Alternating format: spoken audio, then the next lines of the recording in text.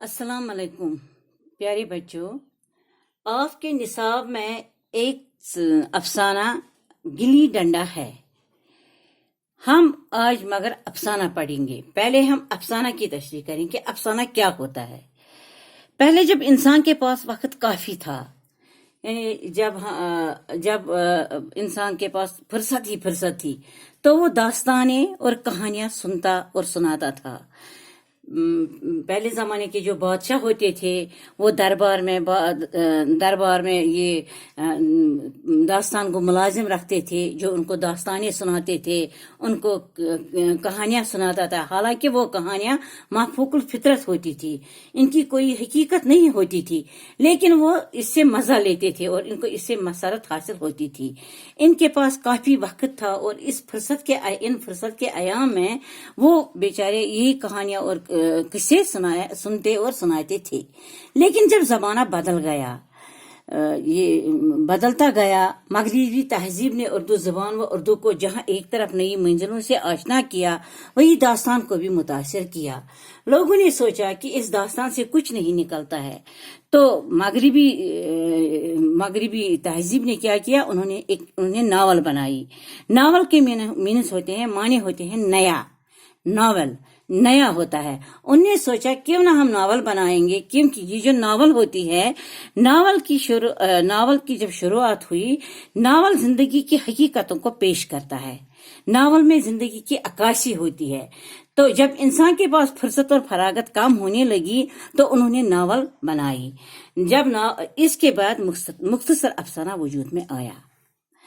प्यारे बच्चों, मुख्तसर अफसाना से मुराद ऐसी नसरी कहानी है जिसमें कोई ऐसा वाक़ा बयान किया गया हो जिसकी इब्तिदा, इर्तिका और खात्मा हो और मुकम्मल बयान एक ही निशस्त में पढ़ा जा सके। यानी नावल जो होती है वो बड़ी होती है, इसमें सब कुछ होता है। इंसान ने क्या किया, इंसान की जिंदगी किस तरह गुजर गई, इसका रहन सहन, उसने किन किन हालात से मुकाबला किया है, इसमें वो बड़ा चढ़ा कर होता है।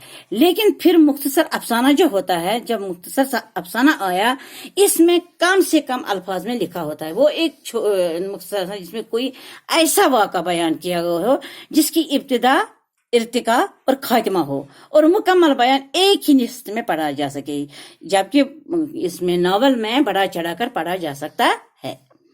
अफसाना भी नावल की तरह हकीकी जिंदगी का तर्जमान होता है। अफसाना भी, इसमें भी नावल की तरह, ये जो अफसाना है, ये भी नावल की तरह जिंदगी की अक्कासी करता है, जिंदगी की हकीकतों की अक्कासी करता है। इसमें वो सब कुछ होता है जो नावल में होता है, लेकिन मुख्तसर होता है।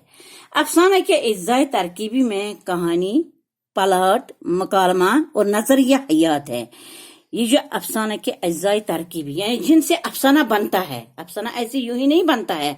जिस तरह नावल की भी अज्जाए तरकीबी होती है, नावल कैसे बनती है, नावल में क्या क्या होता है, इसी तरह अफसाना के भी अज्जाए तरकीबी होते हैं, यानी जिनसे अफसाना बनता है। वो है कहानी, यानी पहले कहानी होती है। कौन सी कहानी हम लिखेंगे, किस तरह ये जो जिंदगी में गुजर गया, जो किसी की जिंदगी में कोई कहानी गुजर गई हो, वो कहानी हम लिखते हैं। फिर लिखते हैं खाका इसका, यानी एक ढांचा बनाते हैं इसके ख्यालात।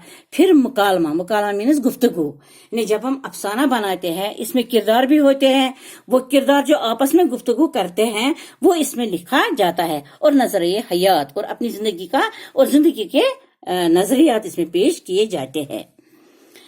20वीं सदी के शुरू में सबसे पहले मुंशी प्रेमचंद ने अफसाने लिखने शुरू किए। लेकिन अफसाने की शुरुआत हुई जो आपने अभी पढ़ा के गिल्ली डंडा, ये गिल्ली डंडा भी प्रेमचंद ने लिखा है।